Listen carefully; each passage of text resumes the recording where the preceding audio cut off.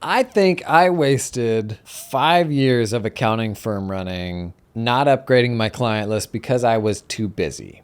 Once you're past that threshold of being new, of filling up the client list, I think most of us live in that place in perpetuity. Buddy, I don't need more clients. Why would I market? I'm getting referrals like crazy. I'm turning people away every single day. What am I going to do going out there and marketing? Let me tell you the issue with that, where it gets complex and what I think I got wrong firm running. Come on in. Let's do it.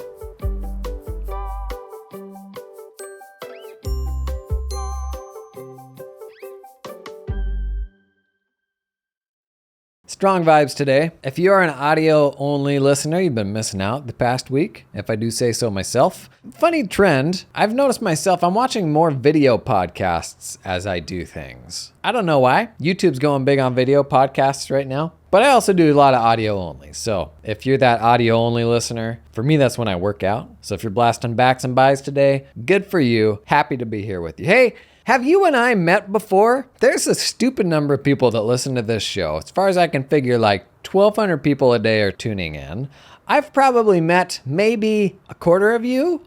You think somebody that runs a show every day must be self-absorbed. Let me tell you how much shilling I do at conferences. I go to a lot of conferences, but it's because I like meeting people like you. As you are listening to this, I'm speaking at a conference in San Diego, Pronto Tax Conference. If you're in the area and you're not there, I will not forgive you. But let me just remind you again how cool conferences are, how many cool people you will meet. I would love to meet you. I'm going to be at ZeroCon in Sydney next month. I'm going to be at Bridging the Gap in Chicago in, end of August. In fact, if you're in the Chicago area, use this code, SPKRBTG23. Let me just put it in the show notes. It will get you in for free. All the people that already paid, I'm sorry. I don't know how these things work. So that one's in Chicago.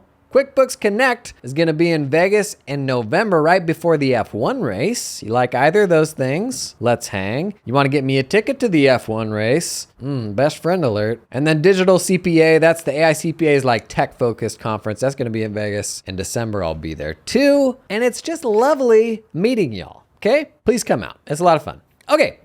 So I think most of us go through like most of our firm running career at the limit. We are maximum like all of the clients we could possibly handle. And so we never make time for marketing because why would you? I don't need clients. And to be totally honest, this is how I went through pretty much like my whole firm running career. Background on me, I ran a firm until the end of last year. We had a team of about 40. I owned part of it for the last few years there. But even before that, I was doing like biz dev and managing clients and all that. And the whole notion of marketing within my firm was like, why is that something we would ever invest in? We are up to our eyeballs, completely burnt out. Why is that a thing I would do? And I have since come full circle on this. But I see this dialogue everywhere. We don't actually need the work, like why would we be interested in marketing? Here's where my thinking has changed, is almost nobody wants more clients. I say almost nobody. There's a lot of folks getting started still building that client list. Many people don't want more clients, but better clients. That's interesting, right? Everybody wants better clients. You can get behind that. And it kind of dawned on me recently that the notion of stopping marketing and stopping intake altogether is kind of founded on the notion that that client list you have is like the 100 people out there in the world who most value what you do. Like as if you've somehow arrived at this perfect, complete list of the people for whom like their problems that you solve are more painful than anybody else, right? It's like building a basketball team and saying, okay, we're recruiting new members to the basketball team. Okay, we got George, we got Tina, we got Jeff, we got Steve, we got Martha. Okay, now we're gonna go into the competitive season. We got 5 people, that's it. We're not taking anyone else, and we're just gonna play with these 5 people till the end of time. You wouldn't do that. Like I've said this a number of times, but your job as the person that is running that firm and ultimately deciding what's coming in and what's going out, your job is to curate that client list. Like you are the curator of a list of folks who most value you, who are aligned with the really painful problems that you solve for people. And that is something that never stops. Like the world is so big. There are so many people out there, so many new, more nuanced, more painful problems to find, like we've been talking about lately, that you always need to be on the hunt for those because you find the right problem, you find the right person, they'll pay you 2x what anybody else will pay you. So as soon as we stop like putting ourselves out there and at least thinking marketing a little bit, the team doesn't get any better. You're stuck with those stodgy old players that you got. And where most firms are at today, and I was the exact same way, is we get a lot of referrals. And like that's plenty to keep the pipeline full. And so like, we would probably go as far as to say we're pretty much referral only, but it's because we weren't putting ourselves out there to attract like the better client that we wanted. And referrals can be good. Referrals can be bad. It's important to keep in mind that referrals are fundamentally like lateral client additions. They're going to follow kind of the demographics of the people that you already have, which in some cases is good, in some cases is bad.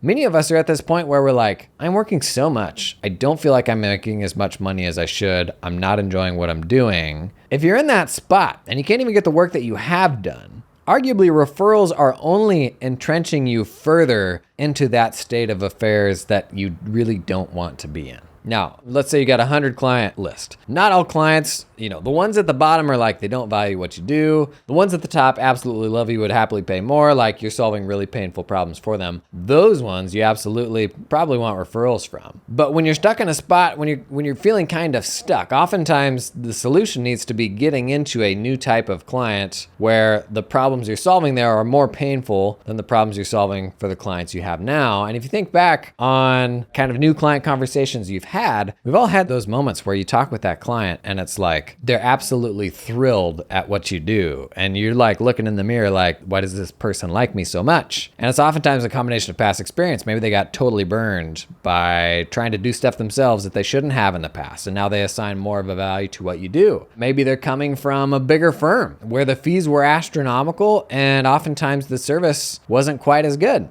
It's funny, in the small firm space, we're very fixated on small firm realities and small firm fees. And, on Facebook, the tax pros say this fee range is normal. On Reddit, the tax pros say this fee range is normal. You go out to Twitter and it's I think a bigger number than those other two camps. But the reality is, and we've all seen this from clients that we have inherited, firms out there charge absolutely outrageous amounts for doing nothing more than what you're doing. And it's easy for us to like look down our nose at that bigger firm that's like, they just charged what for this crappy work that missed this really obvious thing? And I used to like get on my high horse and be like, yeah, man, we're so much better than them. And if everybody only knew.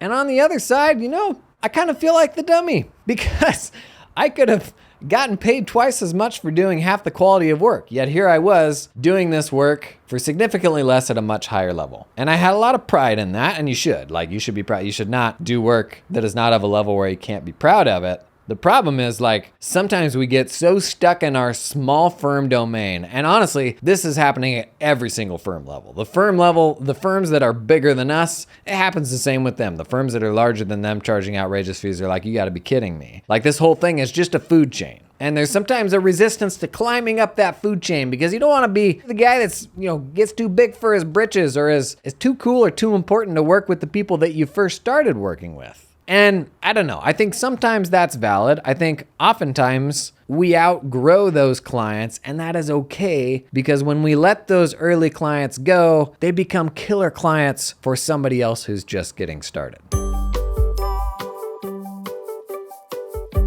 This episode is sponsored in part by Xero because Xero's Roadshow is coming your way, buddy. July 27th in Austin, August 3rd in Atlanta, but August 17th, Los Angeles in California at Valentine DTLA. Hang on, Googling. Oh, that is nice. Okay, if you've ever been to a Xero party at a conference or anything like that, these folks know how to put on a real nice event. How's 6 hours of CPE sound? How's hanging with a bunch of other forward-looking accounting practice runners sound? You're even gonna have some people there from like the app ecosystem. The people that make the fun little tools you use. I've done some roadshows before, pretty solid. I'll put a link in the show notes to register if you're in the Los Angeles area or if you're anywhere by an airport, because there's an airport in Los Angeles. Get on down to the Valentine DTL. That must be downtown LA, huh? August 17th, get some CPE and have some fun. Hey, this episode is sponsored in part by Canopy, the practice management system. Canopy unlocks the firm that you always wanted. Think about it. Close your eyes, lean back in that chair. What is the firm that you always wanted? Oh wait, Canopy unlocks it. And they do this by unclunking accounting firms with an end-to-end solution that makes your tech stack feel a little less stacky because it's end-to-end. Putting our customers first with world-class user experience, support, education, and innovation rooted in customer feedback, working well, anywhere and for any size or type of firm, wherever you are now and wherever you're going. Multiplying your efforts so your practice requires less proverbial midnight oil. You know, sidebar, if you go to the conferences, Canopy's got they always do some really good little sort of, the stuff that they use to trick you into coming to the booth. Well, this year they've had Legos out there. Maybe you double down on the midnight oil thing, Maybe I don't know, give away a little actual midnight oil. I guess it would need to burn too, but that one's free. I think it's a good idea. Delighting your clients with a modern, easy-to-use portal that helps you get the info you need when you need it. That is Canopy. Check out the link in the show notes to learn more. And when we get busy, there's a lot of things that, we stop doing. And first and foremost is probably just kind of the more networking kind of things that we do and looking around and actually being mindful about what are the clients that we actually want and don't want right now. If you could go out, and maybe this is a helpful thought experiment. If you go out and add 10 clients of a specific profile, what would they be? Is there somebody in your firm right now where they are a good model of what you would want that client to be? If so, man, ask that person for referrals, which you can do in a way that doesn't feel scummy. There are ways to do that. It's not something to be afraid of. But the act of proactively, even in the case of referrals, the act of proactively going after the referrals that you want, that's important. And even if they say at the moment, nothing comes to mind, as soon as a friend does say something, they're 5 times as likely to be oh yeah, go talk to Gerald. But the act of doing nothing, it doesn't take you any closer to that ideal profile, right? It's not helping you. I was into the notion of kind of climbing that food chain. The reality was we were doing quality of work at a level of firms who were larger than us. So man, I wanted to normalize working with those people that really appreciated our technical capabilities and would pay for them. And one of the realizations I've made here is different people do different things when they get busy. And even over time, the things that I would do and where I would draw the line when I got busy has changed. Earlier in my career, there's probably gonna be some people that disagree with this, and that's fine. Earlier in my career, when we got super busy, I was always the guy that came in and filled all the gaps and plugged all the holes. And you could probably relate to that in a really big way if you have built your own thing from scratch. And it was a pride thing, not wanting to let people down, not wanting our reputation to take a hit if something goes sideways. It was a fear thing. It was, what are these people gonna think of me if this happens or if we don't come through? And it was a lot of sort of external factors to a degree, we need to fundamentally take care of people.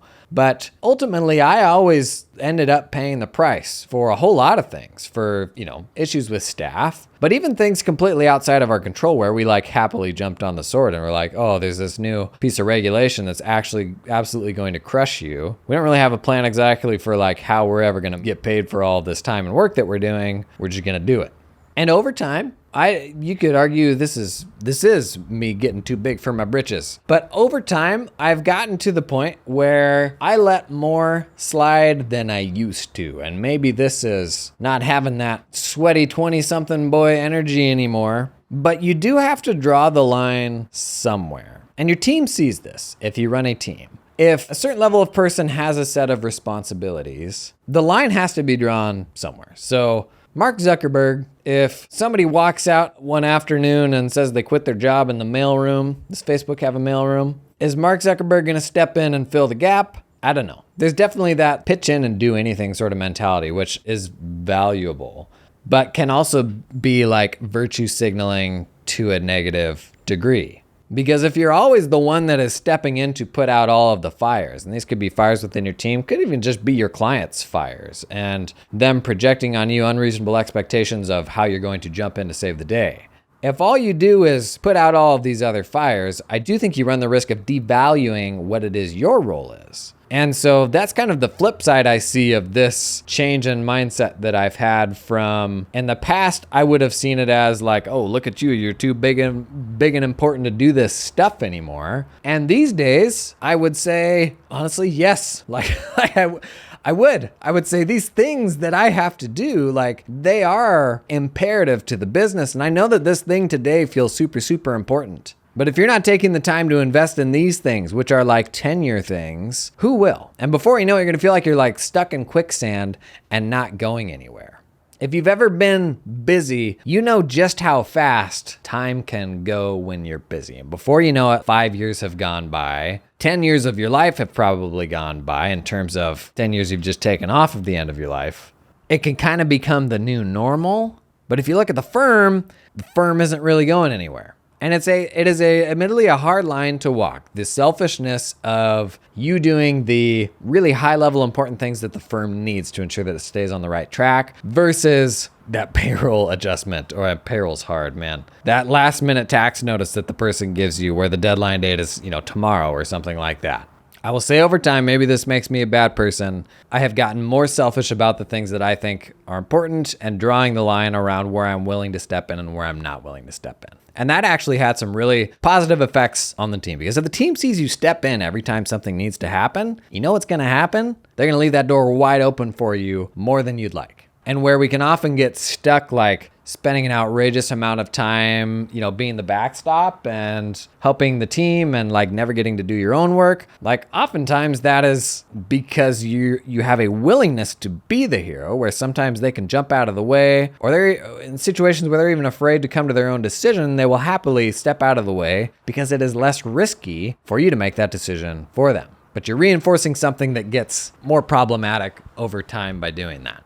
So the big shift for me here is acknowledging that quite possibly the most valuable thing that I can do for my practice is staying on that biz dev grind, whatever that looks like for you. Like developing that vision of what is the problem that's twice as painful as the problem that we're solving today that I could build a practice around. And who feels that problem, that pain point to a huge degree? Because if you can't, we've talked about this before, if you're running a firm with a 50% margin and you can find clients who will pay you 2 times as much, you can generate the same profit doing less than half as much work. And honestly, I know like we big brain all this stuff in firm running, but like so much of it and the profitability of a firm is like, it is just as dead simple as this. How can you get people to pay you more? Yes, there's operational improvements that you can make. Yes, you can reduce costs and, lean into offshoring and stuff like that. But so much of this just simply boils down to the fact that you can either prepare a 1065 partnership return for some random person in the context of general tax prep for $400, or you can prepare a 1065 for some hyper specific niche where they have a very specific problem for $10,000.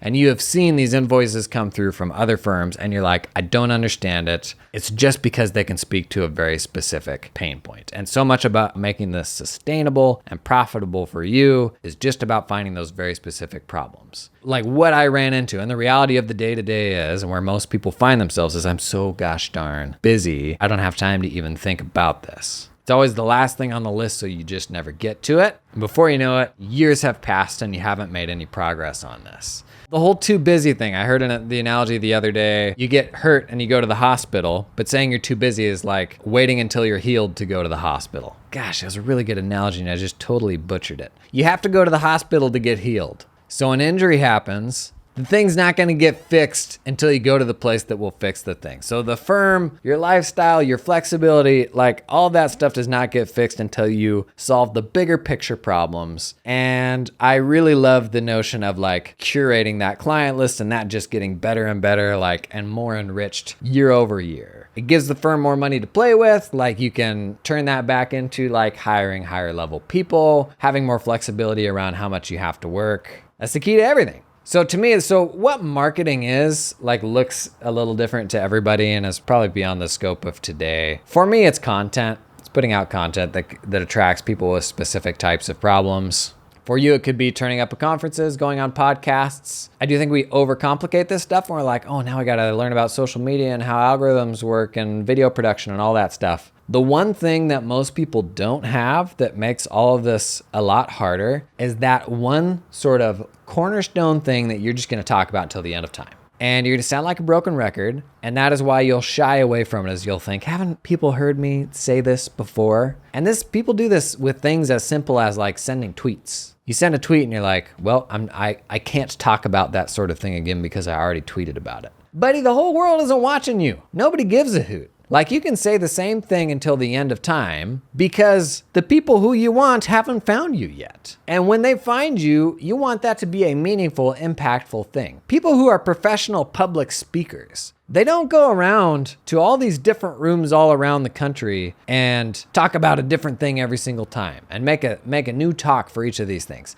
No, they get one talk and they nail it and they do the heck out of it. And the internet, social media, that is so much bigger than going around on the speaking circuit. You know, like it is just like so much bigger than we can comprehend. How many impressions a tweet gets, a YouTube video gets from people who have no idea who you are. And once you develop that cornerstone thing that you talk about, we talked about this, was that last episode? That pain point that you solve for, like that is the cornerstone thing that you need to be talking about, is what's the thing that is super, super painful for the person that is your perfect client. You can talk about that thing in your sleep because you've done it so much, but you need to be going out on, podcasts in this domain, writing up blog posts, newsletter takeovers for the newsletters in this space. Writing articles that go in journals, like wherever the places are where these people live, you need to be talking about that kind of cornerstone thing in those places. And that ought to be the core of your marketing. You don't need to be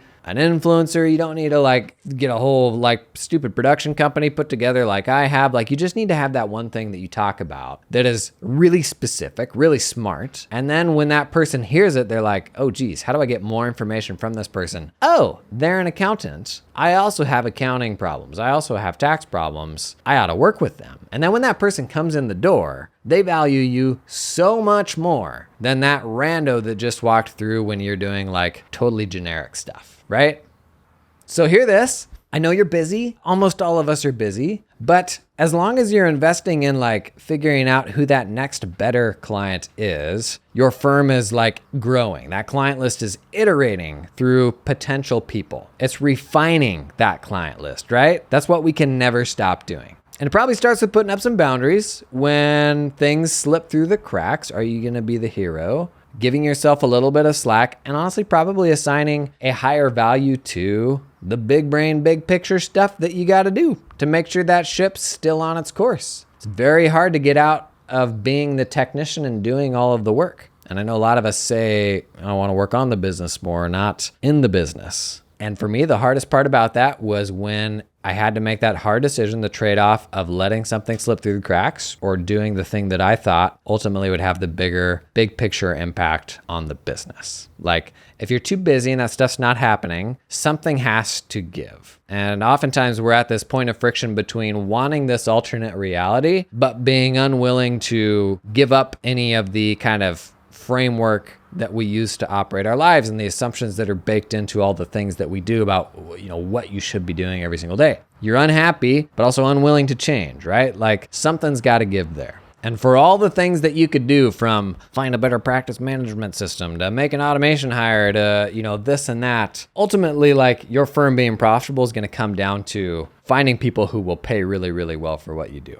So if you haven't started this journey yet, think about who the best people you got right now are. If there's another type of problem out there that you know that you can solve that people will pay even more for, great. Start talking about that problem that you solve. And the more you talk about it, the more it's going to attract people who are pained by that problem that you can solve for them. This episode is sponsored in part by Client Hub. This week on Tales from the Hub, we are back. Last time we discussed how super smart accounting firm went to scaling new heights, and there they learned about Client Hub's new vision, your firm on GPT? Tell me more. That vision means 3 big areas of investment for Client Hub. 1, generate it. Use AI to generate job tasks and task details, generate intelligent email replies, automatically ask clients for missing information? What? 2, answer it. Don't just search by keyword, just ask a question and intelligently look across emails, meeting transcripts, internal notes. Yeah, even within files to bring you the answer. Oh, mama. 3, up-level it. AI summarizes meeting notes and action items. It tells you what's in a file without opening it. Gives you a sentiment of each client based on their Are you for real? Sound amazing? Be part of making it happen by becoming a firm that runs on Client Hub. Client Hub's working with users to co-develop, test, iterate, and fully optimize these capabilities. Oh, that's it for this week's episode of Tales from the Hub. Learn more about Client Hub at clienthub.app or the link in the show notes. This episode is sponsored in part by the fine folks at Cloud Accountant Staffing. Do you hire accountants?